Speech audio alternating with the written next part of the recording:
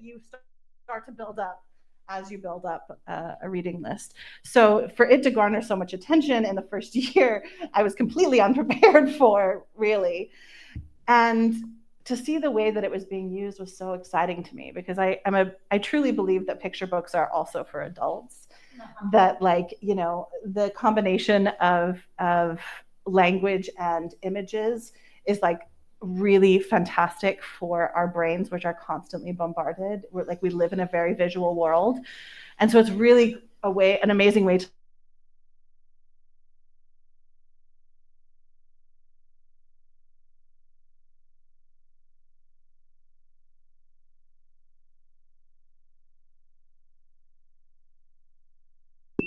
like ahead to Mimi's book, because it would be considered just far too controversial. So they will introduce my book as a sort of canary in the coal mine, because they're like, it's a picture book, it has a fart in it, it's really like, it's harmless. But teachers will be able to say, okay, what are the themes in this book? What can we actually talk about? And so that's been really exciting to witness. I've seen it read aloud at protests. That has been so powerful. I spent a lot of last fall visiting encampments on campuses, and was so surprised and delighted how many students wanted me to read my book to them. I went to the encampment on Columbia the night before they were raided and shut down by the NYPD, and they gathered around like a like a kindergarten group. And honestly, I think all of them were so traumatized by the actions of their community members that to take a deep breath and to have some humor and to read the story was actually very healing for them. That's been really incredible. Someone has used the art from the book to make protest signs. I saw one in DC at the last large protest, and that was incredible to see that, like, the book was being used in that way. So it's been incredible. I think it only reaffirms my commitment that picture books carry so much power. They really do. But on the other side of it, yes, there's a lot of censorship. Many teachers and educators are feeling very suppressed and unable to bring this into their classrooms. To talk about Palestine, even say the word genocide, has been really challenging. We're also seeing increasing book bans and censorship, and yet some of those conversations are erasing Palestinian voices and Palestinian stories. And I'd love to hear what you have observed as a book worker, as a publisher, as an author, and if you can tell us some things that most people may not really even be aware of. Yeah, so I've been working in publishing for 10 years, and I feel like a lot of my friends have experienced book bans, and I knew that it was a possibility for my book. But what I didn't quite realize is like how much it would hurt to have your book banned. People make jokes where they're like, oh, you have your book banned, you're in great company, you're going to get a boost in sales. But when your book is about your identity, and your identity is being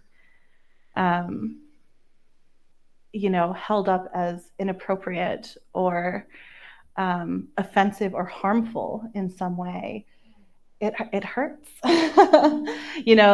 There was so much trauma that I had as a child growing up, receiving messages from adults about being Palestinian, that took me years of therapy and to heal. And suddenly, when my book is under attack, that's me. I'm on the cover, and it feels like my younger self is being attacked.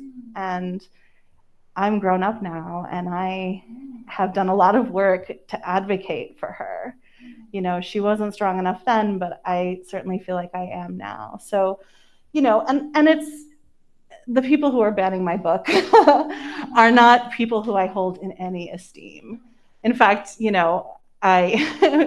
Shelly mentioned earlier that she saw on my Instagram that when Sean Hannity wrote an article saying that my book was dangerous, I framed the image of it as a badge of honor.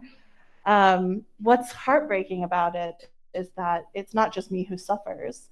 It's the Arabs and Palestinians in the community who are watching their grown-ups reject a book like this. And it is the educators and the librarians who are advocating and losing their jobs and facing incredible violence just for sharing my book. We've seen, Women and Children's First in Chicago got a brick through their window because of their Palestine display, which included my book. A librarian at the New York Public Library was attacked and then doxxed for making a display with my book. It's been really startling to see that happen on such an intense level, and also to not have the support of organizations whose sole purpose it is to support authors who have been banned. I think that's been the hardest because, I have fundraised for and advocated for organizations like, PEN America or SCBWI, and to have them completely ignore the very real dangers that myself and other authors who speak up for Palestine have been facing feels like even more of a rejection. Yeah. And we really do need to name that as a thing, right? That we can have these beautiful books in the world and have all of us here gathering and celebrating the book, and yet behind the scenes, a lot of the institutions and structures that were supposed to ensure that these books would, find their way to readers have lapsed in the last year. They really have lapsed. Yeah, and I think that had my book just been about my queerness, it would be very much celebrated and defended by a lot of these organizations. Yes.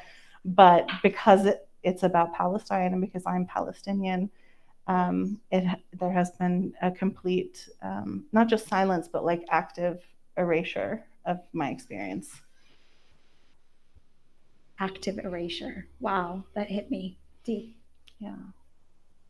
Shelly, would you like to chime in about this particular thing, since you too are a published author of many award-winning books? I would love to hear your thoughts on this theme. Yeah, I have so many questions for you. You talked about healing, right? And the process of healing and how much work it is and how necessary it is, as someone who, your ancestors were, forced to leave, and your identity being erased as a child, but then also like witnessing and bearing witness and experiencing this pain yourself as a Palestinian, watching it unfold again in real time, or it's been unfolding for the last, certainly for your entire lifetime, but for over 75 years. How do you hold both the process of healing and needing to heal, but then also having hope for it to change? Not very successfully. Right. Honestly, now that the kids are gone, I feel like I can say it's really hard to, the intergenerational trauma that I have is because the violence was so atrocious that my ancestors faced that it echoed through generations, that it is still in my DNA with me today. And to watch the very exact same thing that happened to my grandparents happen again in front of me. My therapist says that my body doesn't know that it's not happening to me physically, that there's no difference between the transferred memory and the real life actions. I do have to say that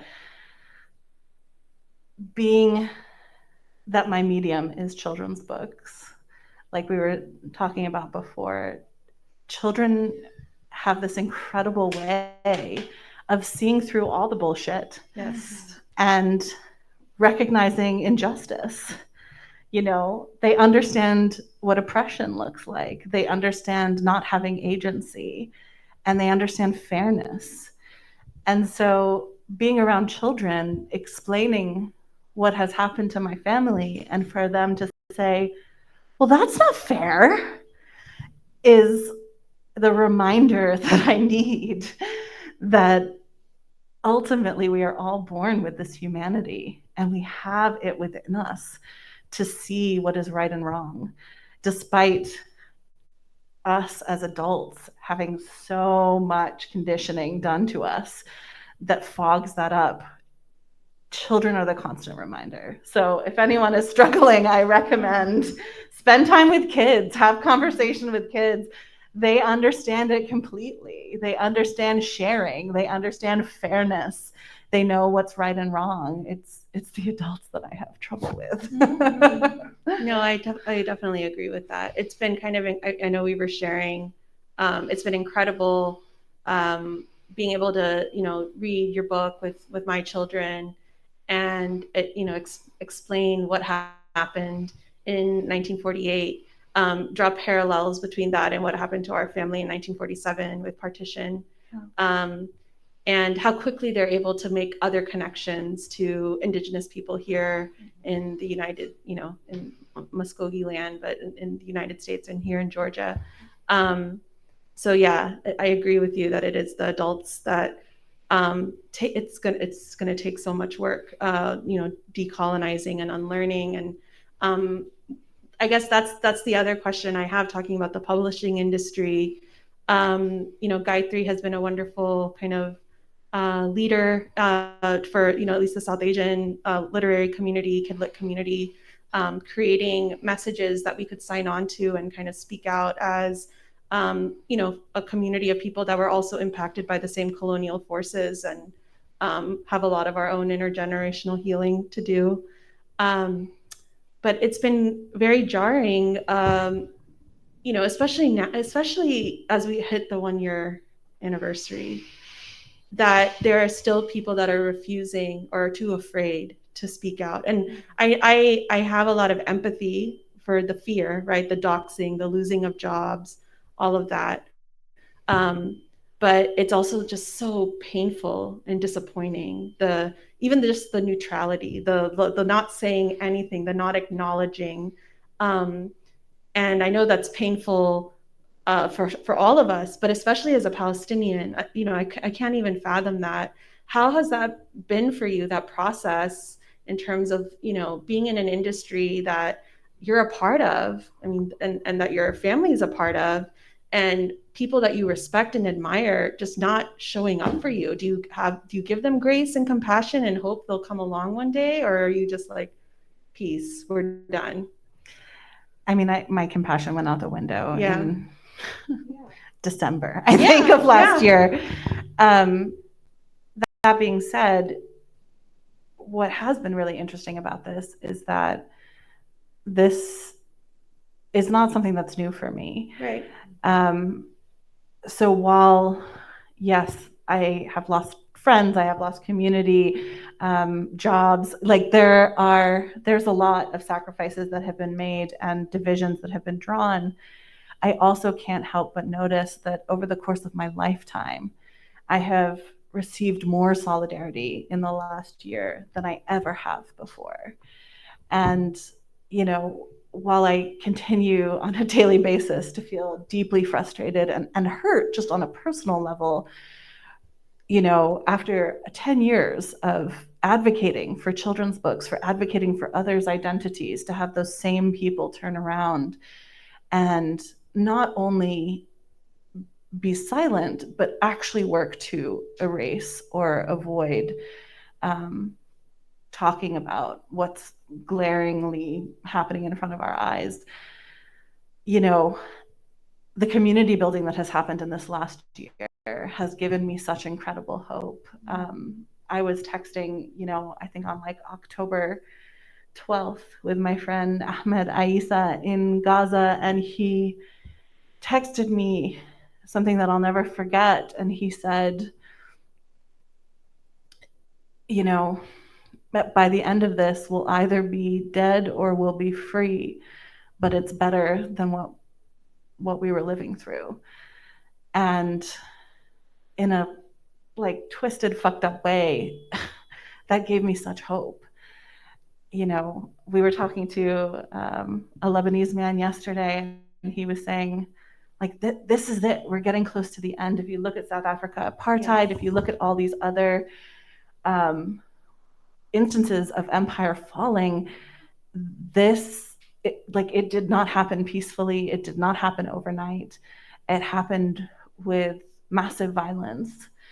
And, you know, my answer changes on literally a daily basis. Sometimes I'm fully distraught and I don't believe, I don't have any hope for the future. But I've also seen incredible movement building happening over the last year, where people who had no connection to Palestine, who didn't even know where it was really, have their lives completely changed by this. And they'll never be the same. And that feels significant. I don't think I answered your question, did I? No, you totally did. I just like went on a tangent. I want to build on that and really talk about, you know, meaningful gestures of solidarity that you've received, because one of the questions that many of us come here with is that we've been out in the streets, we've been protesting, we've been, you know, signing petitions, we've been doing certain actions. Many of the folks in this room have been actively out there. What are some new ways that we can practice solidarity? What, you know, for Palestinians, you know, what are new actions that you have seen, witnessed, that have, you know, really been meaningful to you? Any ideas? Because I think we're at the point where we need new ideas. Yeah. New actions. You know, Yeah. I asked the same question of Linda Sarsour when this started. Yeah. And she basically said, take any power that you have in this world and use it.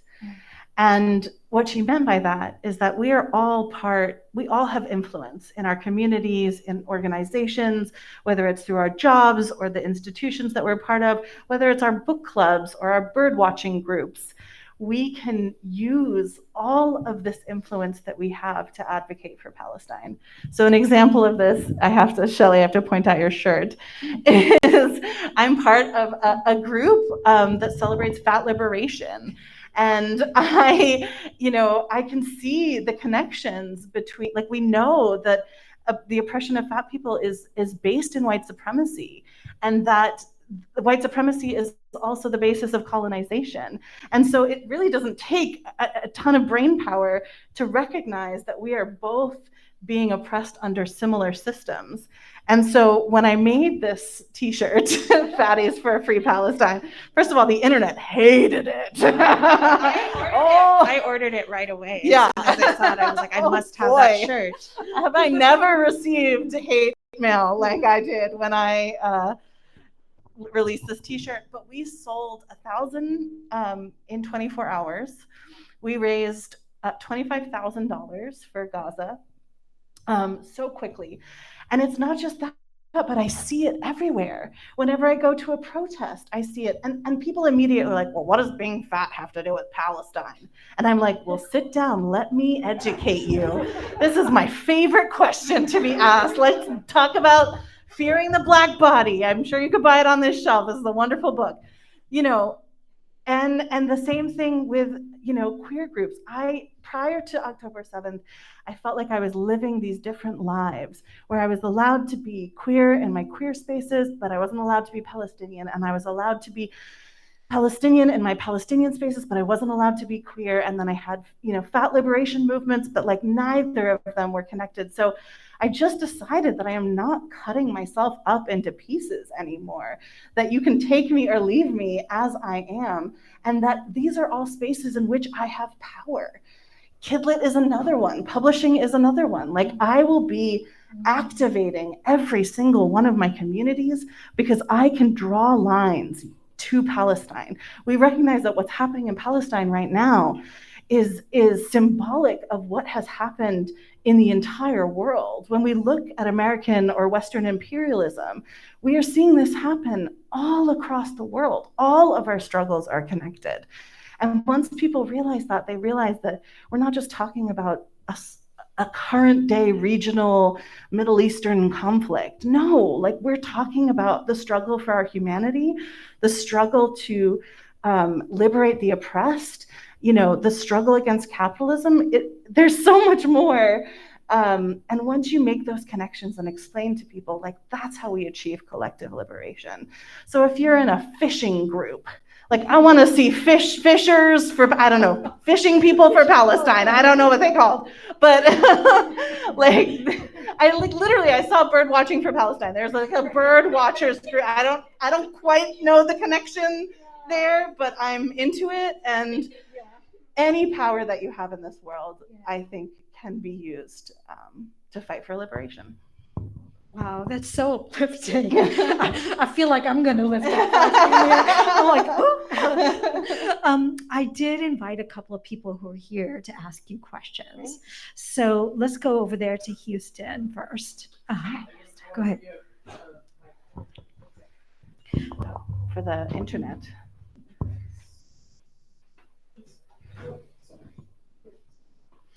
This is like one of the most sophisticated setups that I think I've been to at a bookstore. Hello. Oh, hey. I spoke too soon. I'll talk down here. Okay, cool. Kind of piggybacking off what you just said about how operating in so many different spaces, and operating in so many different spaces, but also not cutting yourself up. We're approaching a point in the U.S. where the powers that be have replaced imperialism with intersectional imperialism. And as a cis-het white presenting male, I find it difficult to speak on that without getting immediately labeled as a racist, because I don't want to vote for a woman of non-white background because it is still a representation of imperialism. So if you could kind of go on how that space can be navigated by allies and people who aren't necessarily women of color, to speak on that in a way that is not seeming like an attack on a woman of color. Because as I think most of us in this room know, imperialism, whether it's intersectional or not, is still imperialism. Yeah, I think so. The sort of bigotry of our youth was less subtle and more easy to identify. And certainly since, the Black Lives Matter movement in June 2020, we've seen a rebranding of imperial prospects. We've seen people replace true liberation with diversity ethics. If you're talking about this upcoming election, which I don't love to do, I'm just kind of closing my eyes until it's over, really, because frankly, either way, it does not make a difference to us as Palestinians. We recognize that the faults of our current administration will not go away because of the lived experience or identity of the current candidate. We know that, Kamala Harris has been very clear about where she stands on Palestine and will unequivocally support arming Israel. And I think actually, in order to supporting a candidate simply because of her ethnicity or gender and not looking at her policies or the words that she's saying is in fact more discriminatory than the opposite. I believe her when she says that she will never waver in her support for Israel. And I have had to vote for the lesser of two evils my entire life. And I have made sacrifices for the rights of others for my entire voting life. And I'm done doing that. And I'm asking allies to make sacrifices for me and my people this one time, because we are witnessing a genocide. And if the genocide is not the red line, then I don't know what is. And I'm a queer woman. Like, I have a lot to lose in this. And it is not me who is turning my back on a party. It's the party turning its back on me. And they have a choice. They could make the right decision. They have the data. They know that we won't vote for them, you know? But I think to speak to this like diversification of what are ultimately hate groups, we're seeing this happen all over the United States. The ADL, for example, is a hate group that has been masquerading as a group that believes in human rights for all people. And there has been this bait and switch that's been happening. And unfortunately, people who don't think critically and are not able to see past the propaganda are falling for it. And I hate that. I hate that more than if they were just explicitly racist. I would kind of prefer that, actually. You know, it's in their actions and not their words. I think that's important to look out for. Thank you for that question. And I wanted to ask you, I'm so glad you mentioned the ADL. And there are educators here in the group. And there's a lot of disinformation and suppression that we already talked about. An antidote to that is storytelling in books just like this one, right? And many of us of all ages have really felt moved because we're in your presence. You're a living, breathing, love-filled, overflowing with inspiration human being. And there's a certain special something that happens when we not just have this book, but to have you share it with all your heart and soul.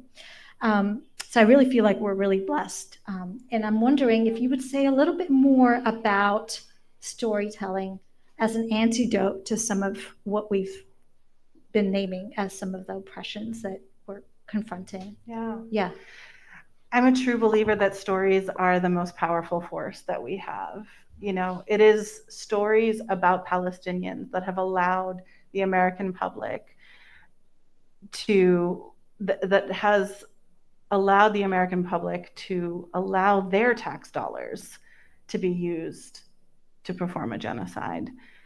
If it wasn't for the decades and decades of misinformation and propaganda about Arabs, you know, well before 9/11 that we've seen, there would not be consent by the public to allow this to happen.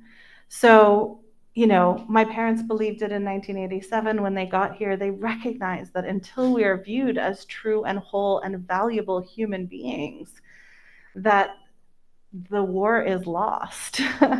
So for me, stories, authentic stories of truth, are the most powerful form of resistance. And I think that we are seeing this now with citizen journalists in Gaza who are reporting true actions that are happening on the ground when our own media will not.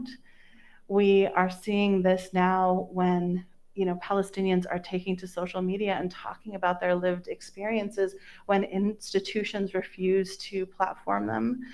You know, we are seeing this when children are picking up microphones and using the little English that they have to talk about their families who are being slaughtered. You know, this is an incredible feat considering all those in power are trying to suppress these messages. The fact that we are getting them here means that the vast majority of the world is sharing these, are hearing the message. And you know, when we were kids, we were always told that one day the truth would come out. One day people would know the truth about Palestine and about Palestinians, and they would fight for our freedom. And I was a skeptical kid. I did not ever believe that that would happen. And despite all of the power and the money that is being used to suppress our voices, people are listening and they're sharing them. And those are stories. And they're far more powerful than any gun or any weapon or any politician that we have. It really is winning the hearts and minds of those, of the citizens of this country, that will change things for us. Can you repeat that? Winning the hearts and minds of the citizens of this country, because ultimately we are the ones allowing this to happen and funding it.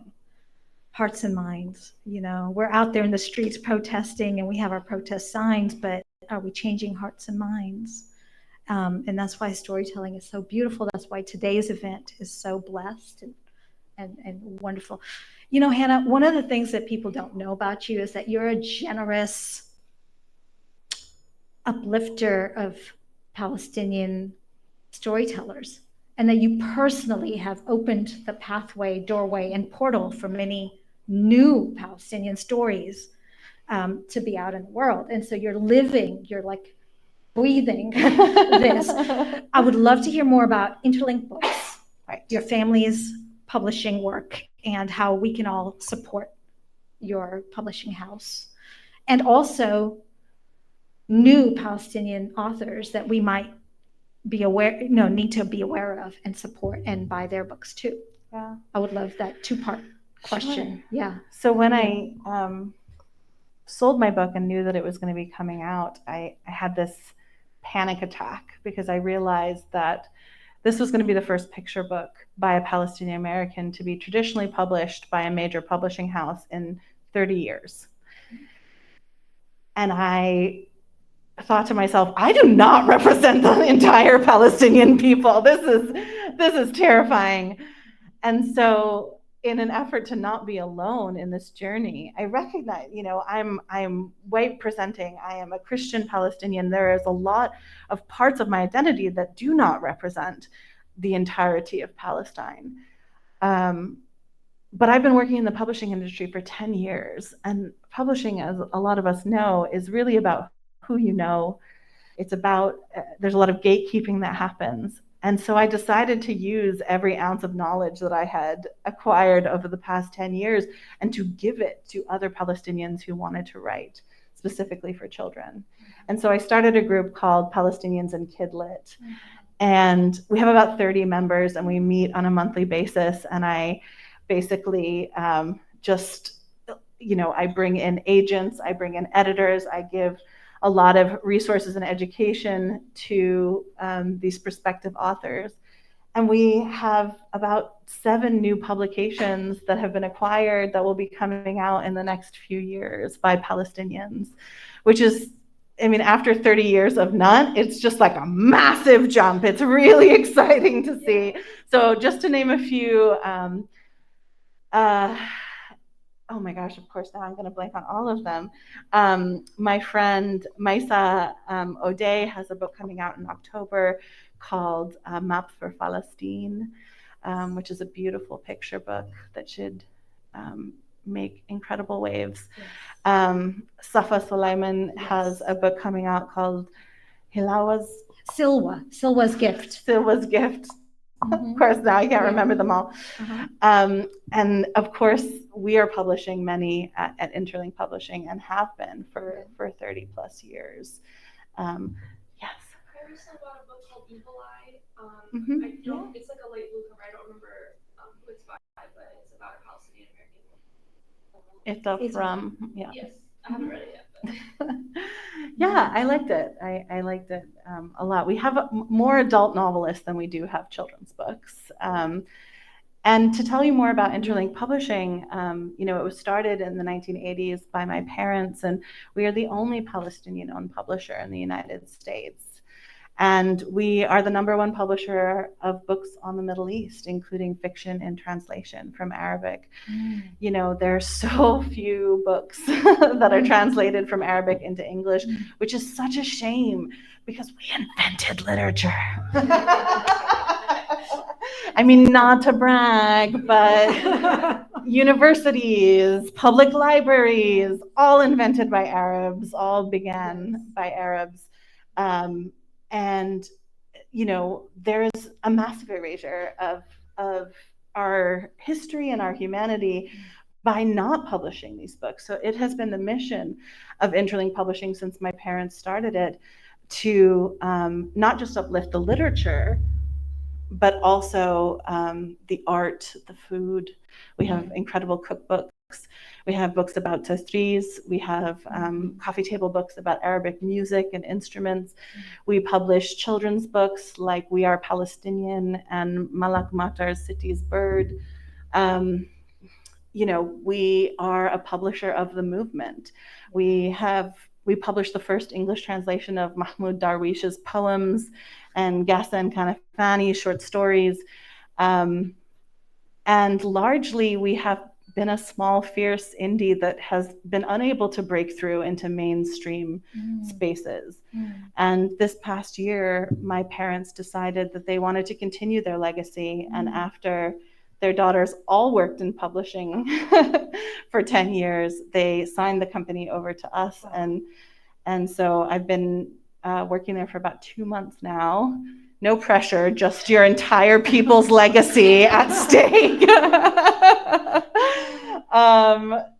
But I'm excited to use all of the knowledge that I have gained in the last 10 years to introduce Interlink into more mainstream spaces. And you can actually get a lot of our books here in this bookstore. And it is because of bookstores like this that we have been able to survive all these years.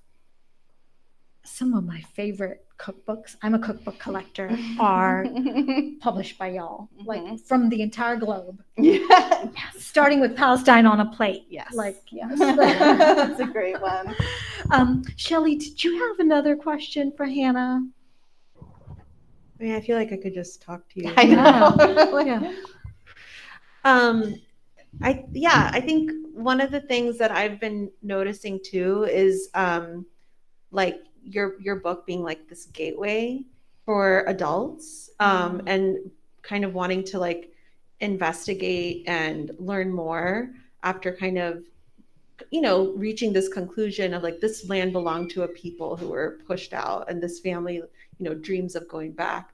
Are there for folks that are listening and want to learn more about the history, about what families like yours went through and are going through, do you have like recommendations you would suggest for folks that are learning about the region for the first time? Absolutely. That's a great question. Reem Kassis wrote a book called We Are Palestinian, which talks about, everything from the land to the food, to short history, our famous musicians, our famous writers. It's probably like the next step up from my book in age group. So even if you're an adult and you're like really want to tiptoe your way in, I would suggest that.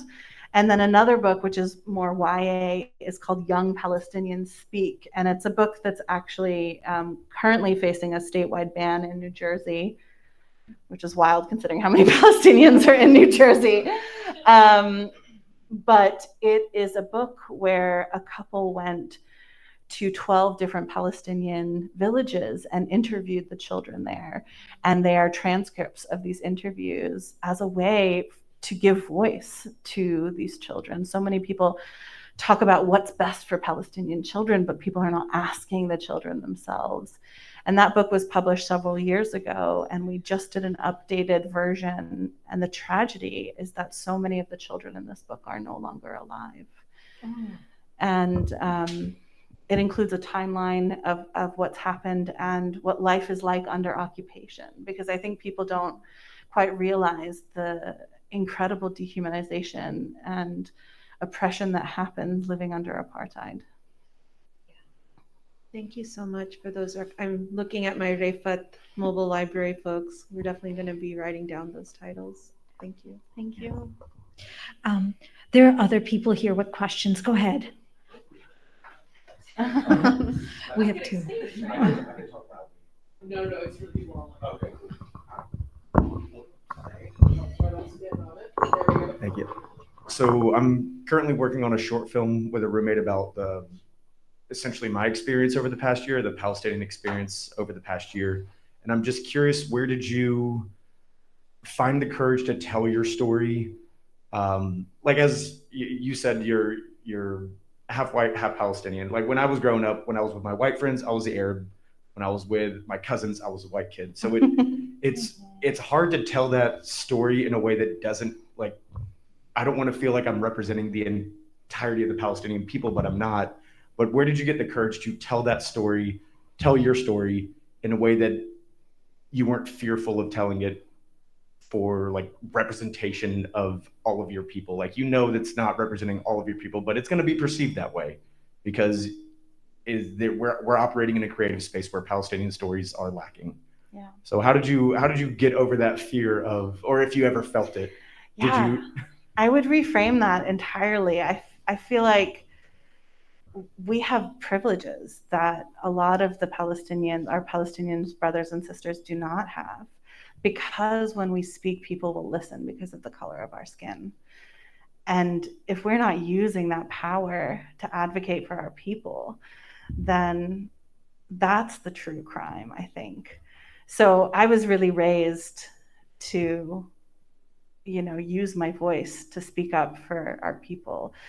I think every Palestinian, whether they're, 1/10 Palestinian or 1/2 Palestinian, I mean, they feel that responsibility. And you have to understand that through exile and assimilation, of course, Palestinians are going to be marrying non-Palestinians. You know what I mean? There is this, I think that I feel that a lot, this like imposter syndrome.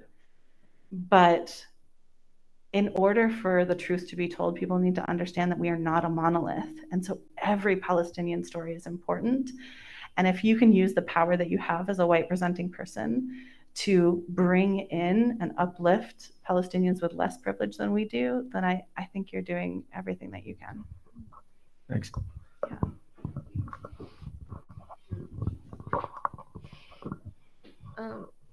Okay, I do have stage fright, but but yeah, I was talking to you earlier about how I relate to your experience because I'm the child of refugees. My entire family are Bosnian Muslims from Europe, and we were genocided in the 90s.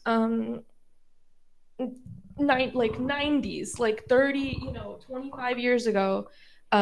This isn't my great ancestors. This is my parents, my older, the genocide started in 1991, like the early 90s. So they would only be in their early 30s if a baby was born at that time in Bosnia, and then my parents came here in 1999. And then I was born a few years later, but I don't know. I didn't start to learn anything about Palestine until the past year after October 7th. And I started to learn more about the connections between your genocide and ours because obviously, most Palestinians are Muslim, most Bosnians are Muslim.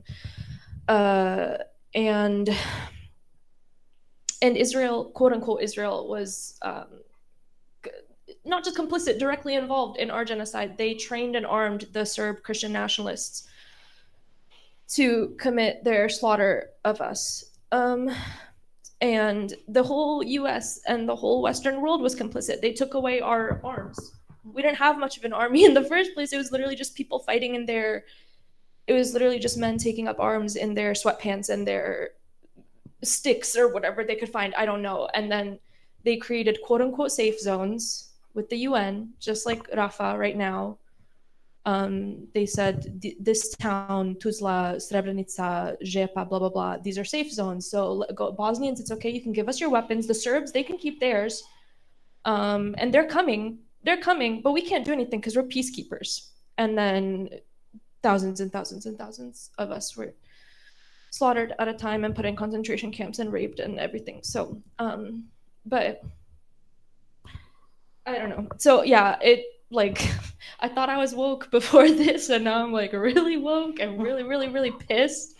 And I relate to the white privilege. I'm not even just half white. I'm fully white, European. And I have that white privilege. I walk down the street, I'm a blonde white girl. No one, I pass as just a white Christian American. No one knows that I'm the child of refugees or a Muslim or anything. So, which my partner pointed out to me the other day, that's actually kind of a privilege because white people will be more honest with me, and white people who are on the wrong side of history the longer you let them keep talking, the more their Islamophobia and misogyny, etc., racism will come out. But I guess my question is, Thank you for the question. how do you cope? Like, how do you like reconcile all of this, I guess? Firstly, thank you so much for sharing that. I really appreciate that. And I can feel, the trauma of that. I know what that feels like. And I'm sure that this is just been as triggering for you as it has been for me. Secondly, I want to say that we do not have enough Bosnian stories, and we absolutely need that. Shelly and I were peer pressuring you to write a children's book earlier, and I stand by that. I'm a writer. Well, I like writing, so that's all you need. Yeah. You're a writer. Yeah. I also want to say, I don't have the answer. I'm not doing okay, and I think that those of us who are not, that's the correct human response to what's happening. But I have found solace in finding community in these last few months. Shelly, Gayatri, it's just been incredible to find my people. And your people are in this room right now. And it feels really lonely until you find them and you realize that we are all suffering because of this. This blood is on our hands. We are complicit. It is our hard-earned tax dollars. It is our labor. It is unjust. And anyone who isn't sick right now is not your people. The best I got. Also, therapy is great. Thank you. Check and check. Yes. We have one online question that's really, you answered the first part of it, which was about other great children's books that you recommend by Palestinians. But Julie Lee just wants to know, what else have you been up to recently? Anything fun that isn't activist focused? Not that activism can't be fun, but do you have any just cool stuff you want to share or interests? Oh my gosh. What have I been doing that is not activist focused? Do you have a favorite TV show you want to share? Oh gosh, yeah. I have been watching We Are Lady Parts, Ooh. which is so great. It's about Muslim British punk rockers, teenagers. It's very cool. It's very queer. I have been eating a lot of gummy worms. I like gummies, and it helps with the constant grinding of teeth. I am in the planning stages right now of putting on a Read and Resist festival, which will be taking place in Massachusetts in October, where we will have teach-ins throughout the day, and we're inviting all of our solidarity orgs to come table, and we'll be doing a big book sale. So not a ton outside of activism. That's kind of my whole life. You sound like my partner. I promise I relax sometimes. So where can folks follow each of your works? So Shelly, can you share a little bit about the best way to stay in touch with you? Sure. So I have an Instagram account that's called Likho Shelly, Likho, which means to write in Hindi and Urdu. So you can follow me there. I'm also an immigrant and worker rights attorney and have an organization called Surlegal, Surlegal, and we actually have a toolkit about, a worker rights toolkit on your rights for speaking out in Palestine in the workplace and protections you have under the First Amendment, under Title VII, under the National Labor Relations Act. So that's something that we've worked really hard on with a group called Employment Lawyers for Palestine. So please follow us on there. And thank you so much for having me and for, helping, having Hannah. And I'm just so honored to be in conversation with you. Likewise. We want to make sure that folks know who are watching online that you can buy Shelly's books by clicking the teal button at the bottom center of your screen. You can also buy Hannah's book. Hannah, what's the best way for folks to follow up with you? Oh, I'm on all of the things, Instagram, TikTok sometimes. Interlink Books as well is listed on all the social media platforms, and folks are welcome to DM me or reach out anytime. Awesome. And Gayatri, what about you? What's the best way? You can find me on Instagram and TikTok as Desi Book Auntie, DESI Book AUNTY. So we encourage folks, everybody give a follow to all three of them, promote their work, share it out. We're just so honored to have you all here today for this really important conversation. Thank you for all the work that you do. Thank you to everybody who's here with us in person and virtually. And we hope you'll hang out for a moment, ask other questions, and maybe get more books signed if you haven't done that yet. But let's have one more round of applause for our speakers. Thank you all so much. Thank you. Thank you.